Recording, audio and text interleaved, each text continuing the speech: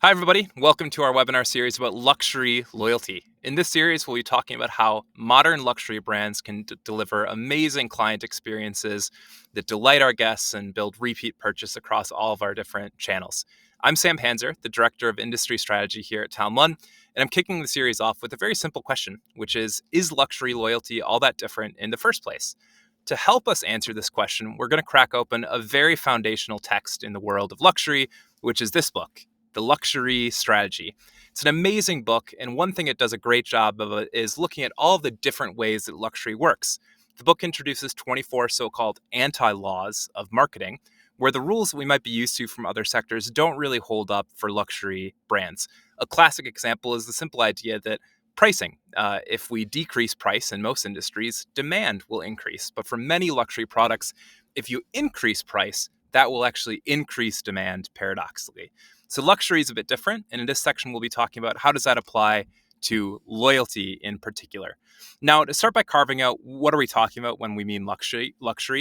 We don't mean premium and upscale brands. We're starting by really talking about true luxury and then examining what can other segments learn from the cream of the crop in the luxury sector.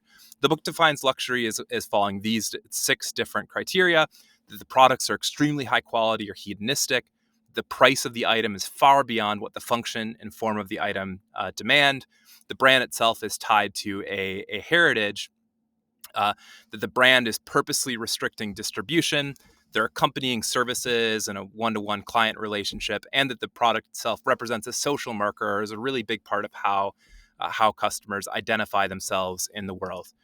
Not many businesses meet all 6 of these criteria, but what's really important to call out is that many businesses do meet 2, 3, 4, maybe 5 of these criteria and can learn a lot from true luxury to pull ahead and build a competitive advantage that breaks some of the reliance on price and some of the more mundane things that come with marketing mainstream products. So what can we all learn from luxury? So in the luxury sector of brands that are really experiential, creative, exclusive, selling products that are amazingly beautiful, the highest quality, and that are status symbols, those brands have a major competitive advantage. They have better pricing power and they command substantially higher profit. It's why LVMH has a market cap of $311 million and is trading at a 20x price to earnings ratio. These are really freaking good businesses. So what can we all learn from luxury, even those that are in premium and upscale brands? So let's open the book and examine the 24 anti-laws of marketing. Don't worry, we're not going to go through all 24 in depth for today, but it's worth taking a quick look and thinking about how different these sound from what we might used to. Don't advertise to sell. Don't use celebrities in your advertisement. Make it really difficult to buy products. Don't test things. Don't look for consensus. Lots of things that we're conditioned pretty much from birth to do. In luxury, the playbook is a little bit different. But specifically in loyalty, what we're going to do is look at 4 of these anti-laws and really zoom in of what this means for our loyalty work. Those 4 that we'll talk about today are: first, keeping out non-enthusiasts from the brand; second, making it difficult to buy products; third, protecting clients from non-clients and protecting big clients from smaller clients; and fourth, aligning with artists and really being at the bleeding edge of culture in our marketing and in our loyalty work. So let's crack in and talk about what these 4 mean for loyalty. First, we'll talk about anti-law number 4, which is the idea of keeping non-enthusiasts out. The idea here is that the brand shouldn't be focused on extending the market penetration to everybody and making the brand relevant for everybody on earth. We still market to them, they still see our work, but we're really only engaging with clients that share our values and have the disposable income to afford our products. What does this mean for loyalty? So loyalty marketing in luxury should think about how can we be intentionally exclusive with our loyalty work? Can we restrict access based on purchase history, referrals into the program, shared values, and really ensure that the program is strengthening our brand prestige and not simply opening the door wide open for everybody to come and enjoy? A great example of this is the American Express Centurion card. If you haven't heard of it, you are a regular Joe like me. But the Centurion card is an invite-only card that unlocks pretty crazy benefits with Amex. So there's luxury travel experiences, there's additional white glove support and assistance for global high net worth jet setters, all these other things that are really only relevant for a very small segment of Amex's base. And it's become something of an urban legend that people know that the black card exists, and it's an amazing status symbol.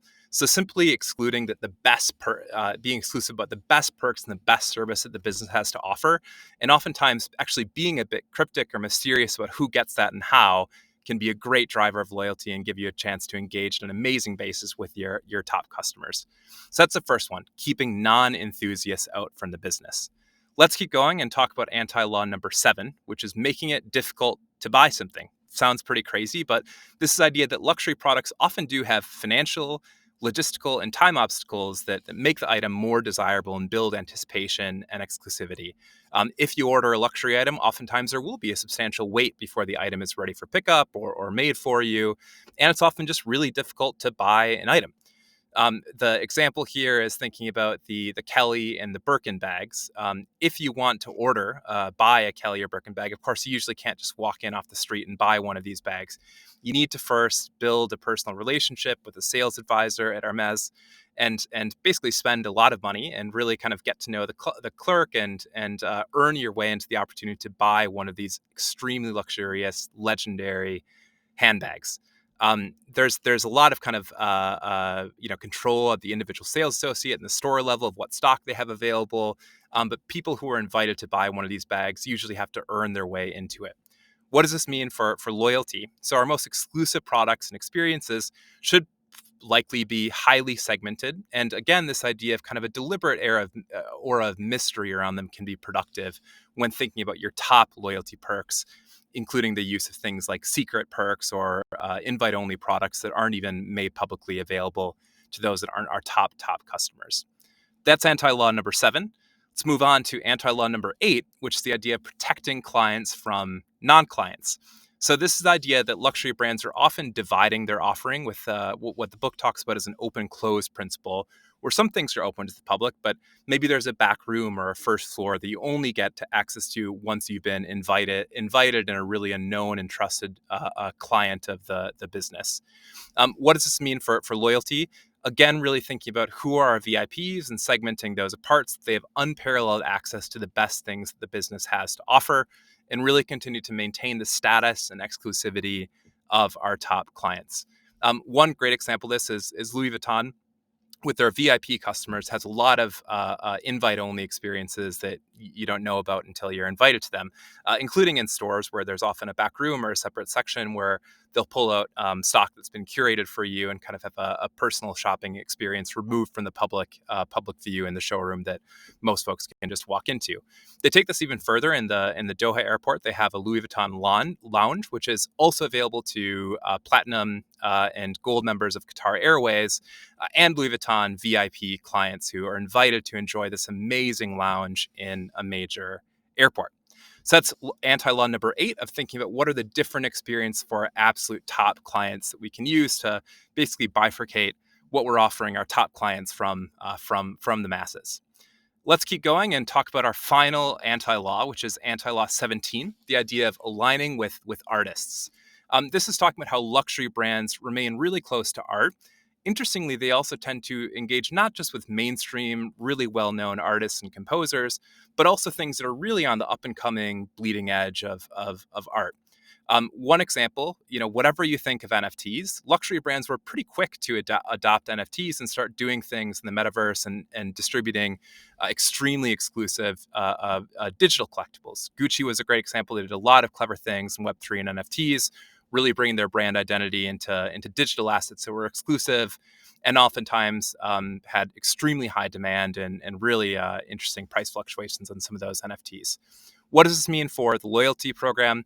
Or our loyalty work is thinking about how can we use loyalty to showcase emerging artists and tell a broader brand story about work that reflects our brand's heritage and the creativity behind the business. You can think about curated invitations to galleries and events, digital assets like Gucci, other things that we can do to really tell a story that, we're not just in the culture, we're really leading the culture and pushing that forward with whatever kind of the next great thing or the next great thing, as if you're really thinking further ahead.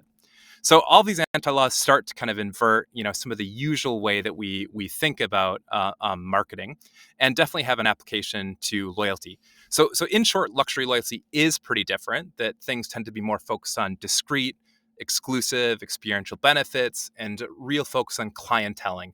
Can of course do clienteling on a digital basis and highly personalized, highly relevant communications. But most of the best practice in loyalty still rings true, that we need exciting, engaging loyalty programs that do give value to clients. That's the paradox in luxury is, of course, we're not going to give a discount on a $15,000 handbag, but there's still a lot of value in simply having the opportunity to buy the handbag in the first place, or to receive all of the service and consulting that goes with purchasing that kind of handbag. So there's lots of things that still apply from the broader world of loyalty, even noting that overall luxury gets a bit different following the 24 anti-laws of marketing we've introduced in the section. Hope it's helpful. We'll have a bunch of experts in this series. I think it's going to be really educational for how loyalty works in this sector.